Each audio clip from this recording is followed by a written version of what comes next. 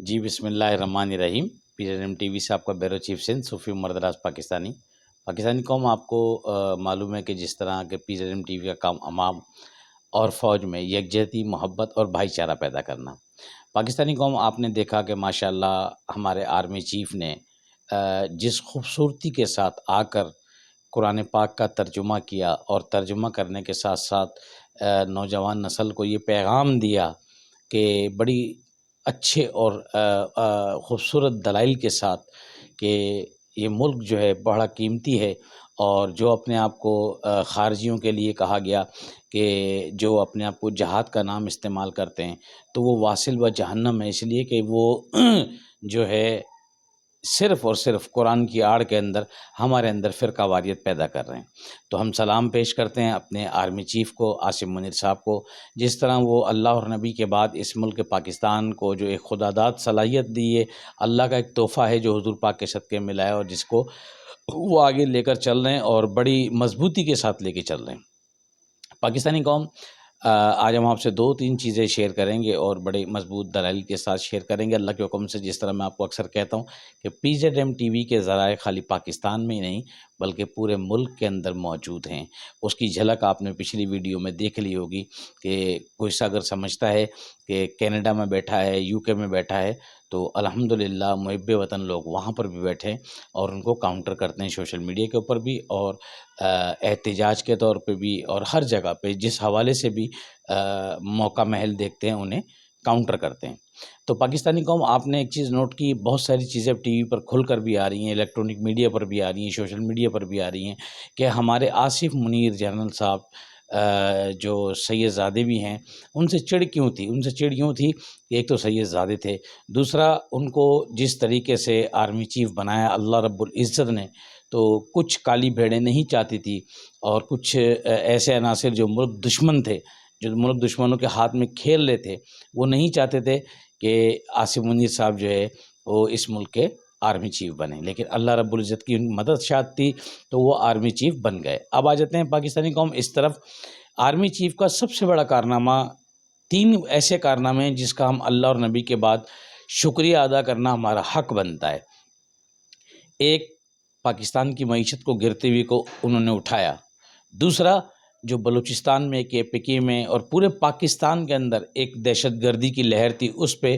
ایک بڑی خطرناک کالی ضرب لگائی، جن کی چیخیں آپ بین الاقوامی طاقتوں کے ذریعے سن رہے ہیں۔ تیسری چیز، پاکستانی قوم، آرمی چیف صاحب نے احتساب اپنے گھر سے شروع کیا، خواہ اس کے اندر چھوٹا ہو، بڑا ہو، کوئی بھی ہو، XYZ، سب کو ایک ہی نظر سے دیکھا اور احتساب میسج دیا کہ احتساب سب کے لیے برابر ہے، خواہ وہ کسی بھی لیول کے اوپر کیوں نہ ہو۔ تو پاکستانی قوم، ہمیں اس چیز سے یہ ملتا ہے کہ اللہ رب العزت نے جب کسی پاکستان کی طرف بری نظر ڈالنے کی کوشش کی ہے تو اللہ تعالیٰ نے اسی طرح ہماری غیب سے مدد کی ہے۔ بلکہ اب ہمیں چاہیے کہ ہم آپس میں اتفاق، اتحاد، یکجہتی اور بھائی بندی پیدا کریں۔ اور دوسرا، آپ دیکھ رہے ہیں کہ ہر دوسرے تیسرے دن DG ISPR اپنی نوجوان نئی نسل سے ان کو آگاہی کر رہے ہیں، تو یہ بھی ایک بہت بڑی بات ہے، کیونکہ ہماری جو یوتھ ہے، نوجوان نسل ہے، ان کو ٹرک کی بتی کے پیچھے لگایا ہوا ہے، اور ظاہر سی بات ہے اب وہ سمجھدار ہو گئے اور اب وہ اچھے بری چیز کو پہچاننے لگے۔ ہم بجائے آپس کی لڑائیوں کے اندر، اقتدار کی لڑائیوں کے اندر، ہم اس سب سے پہلے، ہم جس طرح کہ ہمارے جنرل صاحب نے کہا کہ اللہ اور نبی کے بعد، ہم مسلمان کے بعد ہم سب سے پہلے پاکستانی ہیں، اس کے بعد ہم کو سندھی، مہاجر، پٹھان، بلوچ ہیں۔ تو پاکستانی قوم، ہمیں سب سے پہلے اول ترین پاکستان رکھنا چاہیے۔ دوسرا، جو سلیپر سیل، جو انڈیا سے فنڈنگ ہو رہی تھی، جو اسرائیل سے فنڈنگ ہو رہی تھی، ان تمام نیٹ ورک کو آہستہ آہستہ بے نقاب ہوتے ہوئے آپ دیکھ رہے ہیں، اور کتنے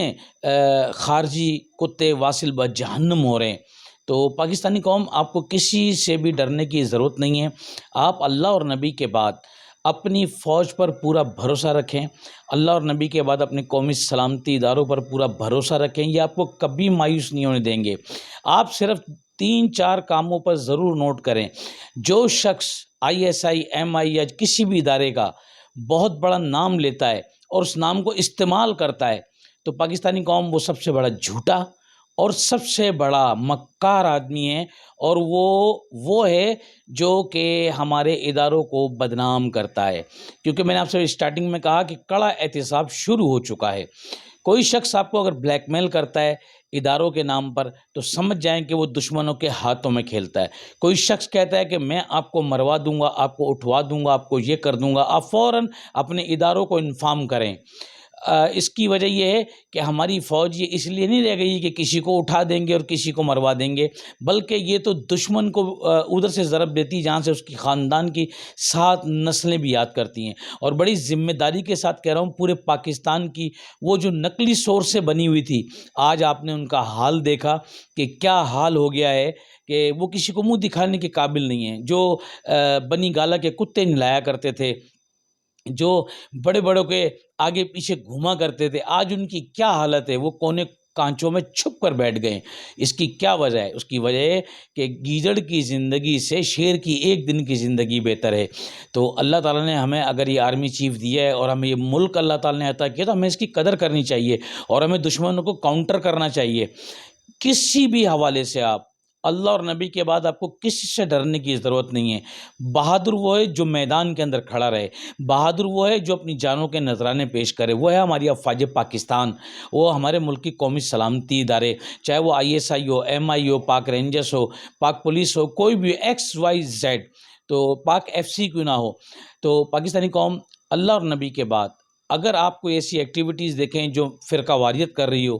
فرقہ واریت کو ہوا دے رہی ہو، لاسانیت کو ہوا دے رہی ہو، تو آپ فوراً اپنے اداروں کو انفارم کریں۔ انشاءاللہ آپ کا نام بھی راز میں رکھا جائے گا اور فوراً اس کو وہاں سے کالی ضرب لگے گی۔ آپ صرف ٹی وی اسکرینوں کے اوپر بیٹھ کر دیکھ رہے ہوں گے کہ ماشاءاللہ الحمدللہ ان کے پتے جڑ سے کٹ گئے۔ تو اپنے ختم نبوت کا بھی دفاع کریں۔ اب اجازت دیجئے PZM TV سے اپنے بیورو چیف سندھ صوفی عمر دراز پاکستانی کو۔ پاکستان زندہ باد، پاک فوج زندہ باد، ISI زندہ باد، MI زندہ باد، قاسم رینجر زندہ باد، سندھ پولیس زندہ باد، اسپیشل برانچ زندہ باد، تاجدار ختم نبوت زندہ باد، لبیک یا صحابہ، لبیک یا حسین، وطن یا کفن۔